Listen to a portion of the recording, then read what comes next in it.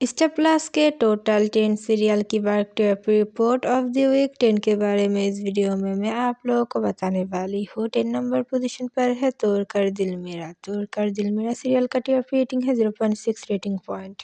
9 number position पर है शहजादी है तो दिल की। शहजादी है तो दिल की का टीआरपी रेटिंग है 0.6 रेटिंग पॉइंट। 8 नंबर पोजीशन पर है आरती अंजलि अवस्थी। आरती अंजलि अवस्थी का टीआरपी रेटिंग है 1.0 रेटिंग पॉइंट। 7 नंबर पोजीशन पर है झनक। झनक सीरियल का टीआरपी रेटिंग है 1.1 रेटिंग पॉइंट। 6 नंबर पोजीशन पर है तारा। तारा सीरियल की ओपनिंग टीआरपी है 1.1 रेटिंग पॉइंट।